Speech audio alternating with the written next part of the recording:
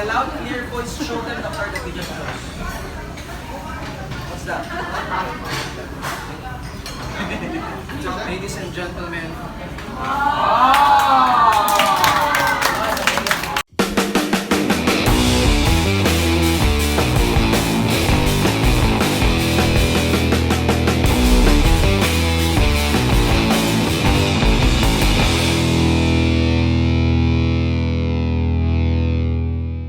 Salamat sa pag-volunteer. Pakpakan sa Mara.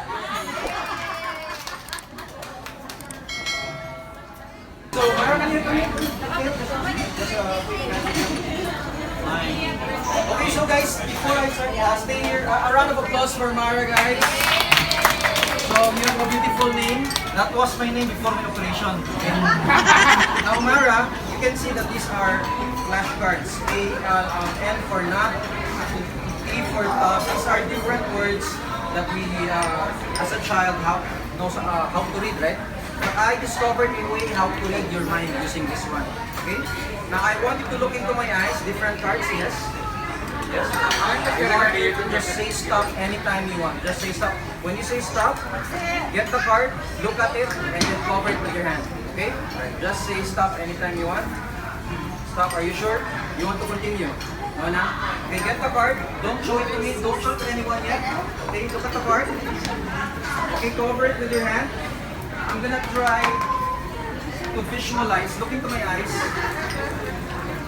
Okay, I think I got it, guys. Focus.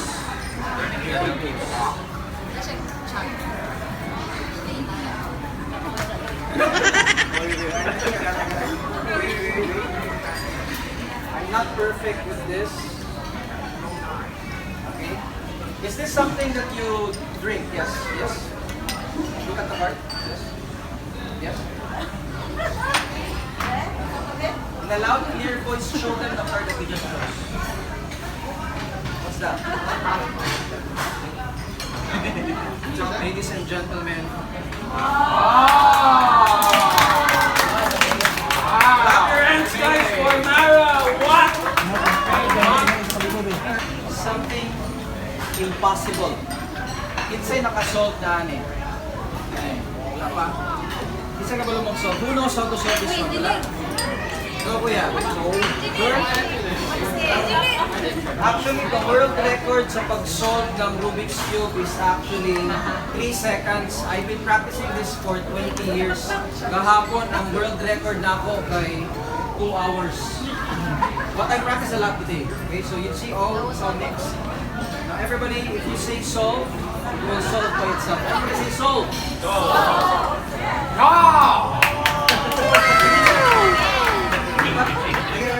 I'm gonna do this in slow motion. Okay, so I'm gonna mix it a couple of times. Watch carefully.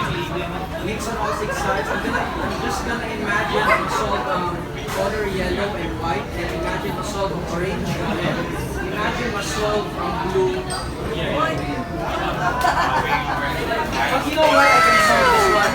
Because my great-grandfather is actually Dr. Strange. I can turn back time to solve the Rubik's Cube. Pero ako nag-mix, ako nag-solve. Pwede ba itong birthday celebrant? Yay! Ang kakalaw sa atin. Yan din. Applause natin. Yay!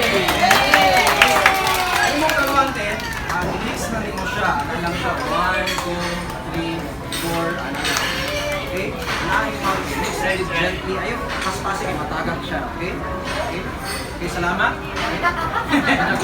Okay, just mix it a couple of times. And while nag-mix siya na, I also have here another Rubik's Cube. Okay? I'm gonna mix it as well behind my back. Right? Okay, are you done? If you're done, I'm gonna stop mixing as well. You done? Alright, clap your hands guys for our birthday celebration. Mix it down. Okay? You mix this, right? I mix this as well. Pero what are the odds, guys, that one side of the Rubik's Cube is actually a perfect. Not only sa first side, pati ang second side the same. The third side the same. What? Fourth? All 6 sides. perfect match. Clap your hands, guys. Wow! But wait! There's more! There's more! Hold the brown bag. Okay, wala yung sulat. Wala. Check down ita. Check natin. Wala. Now your job, let's put this, ikaw nag-mix niya. I'll put this inside the brown bag. What's the color of the brown bag? Brown. This one. Now everybody watch, focus. And then put your fingers here sa isa. Wow. Snap my fingers. Grab the Rubik's Cube. And show it to them what happened.